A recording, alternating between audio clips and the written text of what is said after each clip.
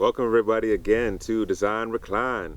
We are going into the zones, and the zones are phenomenal. They're just a great way to learn how to think in a systematic way so that you can start integrating all your various zones. So although the zones may seem like a separate concept, really it's just allowing us to kind of formulate in our minds how we work with our environment and our homes and the animals and the plants and all these various elements in design to bring them together and to see which ones that we'll spend the most time in, right? And so Zone 0 is our class today, and we'll be discussing homes.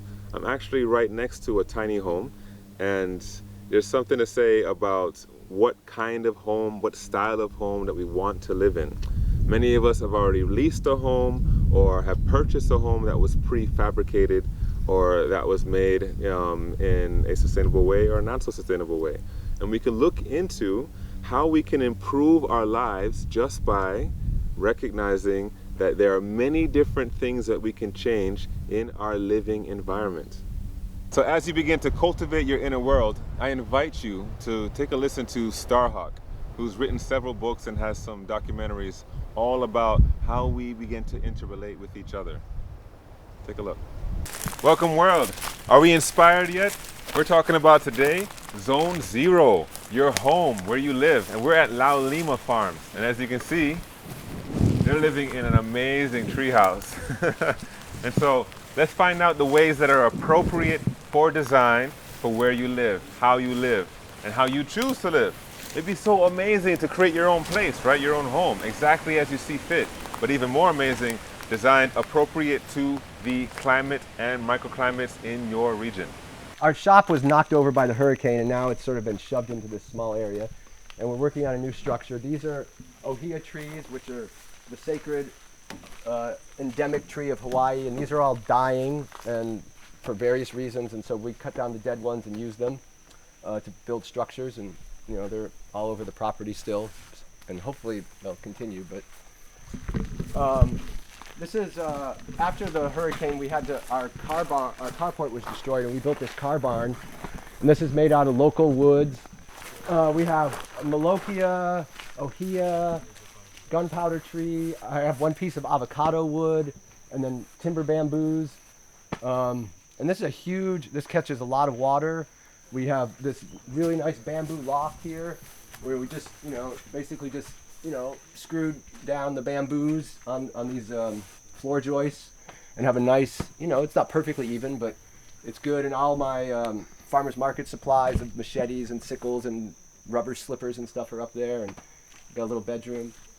And so, we just have this little thin layer of plastic, and the rest of it, and some bolts, but the rest of it's all from here. So I don't know how to I don't have the village and the skills to build thatch roofs out of, local materials and make everything out of, local materials. So I'm like, well, if everybody just used little thin layers of plastic for their roof, it's pretty sustainable, and that could be hemp fab, plastic at some point. So I feel pretty good about it. I'd like to do a little better even at the level of sustainability, and then I just like the inherent beauty in it. And it's allowed us to order, make a lot of order bicycles, and yeah. So here, on the way we're doing most of our newer structures, is the tarp is self-contained to the building and wraps back around, which makes it cleaner. But it also requires a lot more infrastructure because it needs all these rafters and everything. Where these, when I first got here, I just needed to throw stuff up. So it was great. I just put up a ridge pole and then tied up to the existing trees, and boom, I had dry space. Hurricane Azelle knocked over hundreds of acres of albizia, which were these trees, not all of them were that big, but some of them were 3-4 feet in diameter and, 60, 70, 80, 90 feet tall. And most people don't think of them as a resource, but they're actually an amazing wood source. And so we, with my friend Clive, harvested, 5 trailer loads of these giant logs and took them to the mill. And so we've milled them into, these are all 9 quarters or 2 1/4 inches thick. And then these are beams that are all 4x8. And we're going to, our next generation of housing is going to be built out of this. So we can raise them up and then use these beams. And then this is an all-in-one, subfloor and floor. And this is all local materials. It wasn't that cheap because we had to hire somebody to help us do it and then hire a mill, but this is all local woods, and it's ready to be used. It's all dry now, and it's stored here. I don't like to vote with my money to say, hey, go harvest some more forests for me, go drill some more oil for me, go kill fish at unsustainable rate, but we do need to build things. So pallets are a great thing because here in Hawaii, pallets come in and they don't go out. So this is the end of the road for them. It's not like in the mainland where they circulate and they keep going and going. So using these, it's like, well, if they're gonna just burn them or mulch them, we might as well use them. So like this one here, like this is a beauty here. This is great for subfloors. And then these are the kind, they need to be at least 5/8 of an inch thick. Then these are the ones that we cut up, we'll take a circular saw and go zip, zip, zip, zip, zip, zip, zip, zip, and turn these into boards. And we could build floors or chairs or whatever we need wood for. Pretty much we use pallets and this kind of stuff. These are our Lincoln Logs, Tinker Toys, Legos, And then I can feel good about what I'm doing. It's like I'm fine to kill a tree. I just am not into killing ecosystems. And that's the way, unfortunately, most resources are done now. It's just by killing whole ecosystems. So it's like, yeah, I'll cut down a tree. It's fine. And I'll do it. And so I'm really proud that, except for one structure that we imported from Bali, all the structures here we built ourselves. And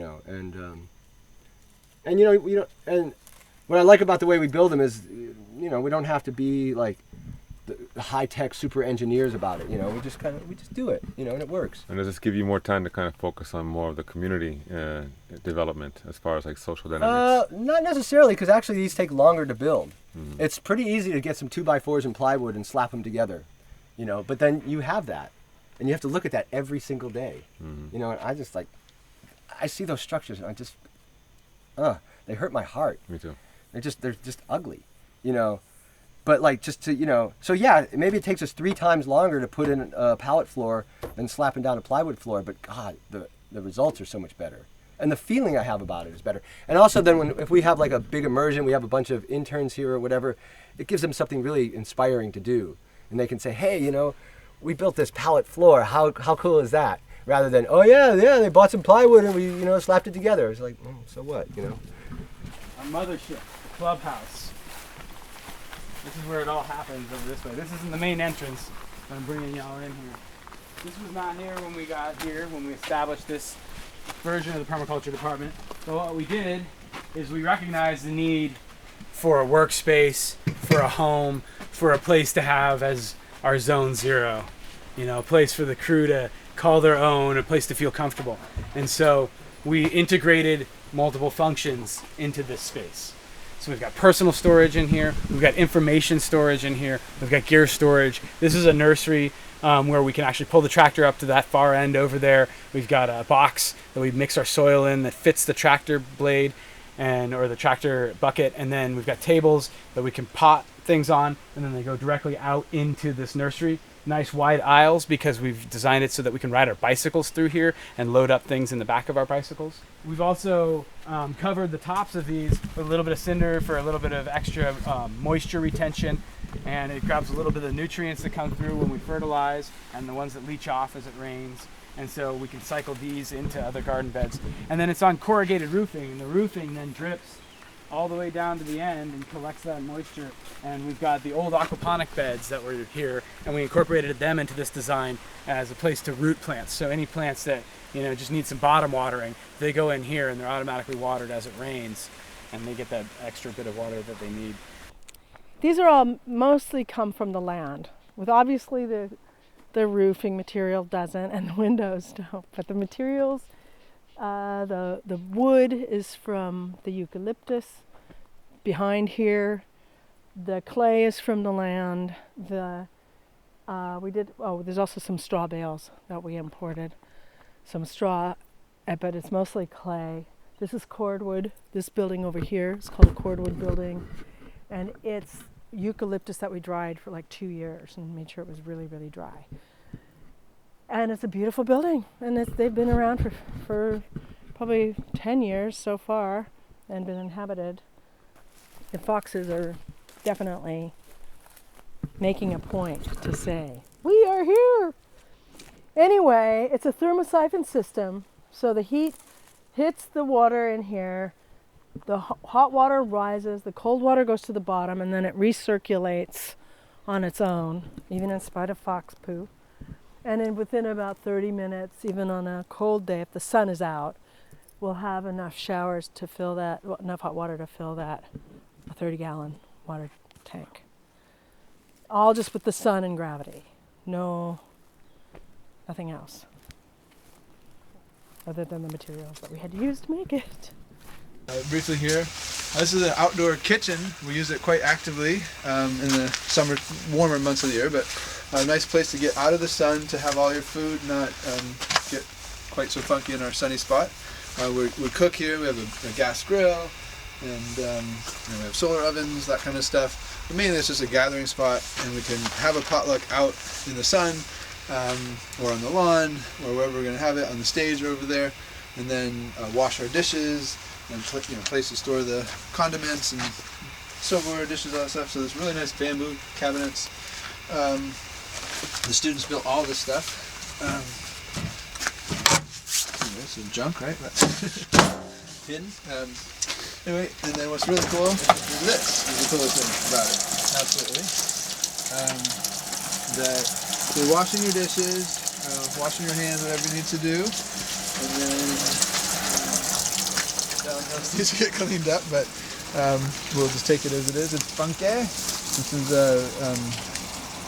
Ribes sanguineum glutenosum, a pink flowering currant, a native shrub. It's kind of on steroids. It's quite large. There's several of them, but quite large. We can go to the mushroom garden from here. These are these trash cans they found on site that were being thrown out, recycling bins, left over from a recycling project here. I need to put this down. Is it okay? Yeah.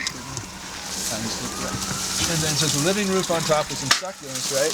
And then look, I just wanted to show you because it's so cool. It needs to get cleaned up. Apologize. But it's funky, you can smell it. But it goes from here, and there's 4 of them connected. But when this one fills up, it goes to this one, to this one, to this one. So daisy chain, right? The gray water's daisy chain. If like 30 people are washing their dishes all at the same time, and sometimes we do some bigger events here, like we do a plant sale, where we get hundreds of people up here, or things like that. And then it goes from the thanks. I'm glad you're doing that. Yeah. I was trying to get there to do that. That's fine. Get this, and then it filters down. And there's more buckets, and it's just an elaborate system that another class built because they were into that kind of cool stuff. So we've done a whole bunch of permaculture stuff down there. It's really steep, but it's, you probably want to do your drone. This is a straw bale house here. There's 49 straw bales in this building. It's 120 square foot outside of the building. So the theory there, it's a building of little or no consequence, meaning that whatever. It doesn't have plumbing and all that kind of stuff, right? It's just a shed. And so we have a friend that's living in here right now. Work trade, permaculture folks, we like that kind of stuff, right? So she's doing some child care. We got 2 kids, and she gets to live here.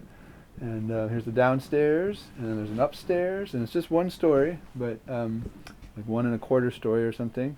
But you'll be able to come in and just see it over here, how wide the walls are if you come inside. The bale. It's not everywhere. The windows, there's no bales, but you can kind of see down there the bale. Right? Oh, yeah. So this is just one of the bales is starting here, and there's 49 of them in the walls. And yeah, where the windows are, there's not really bales because the windows are skinny.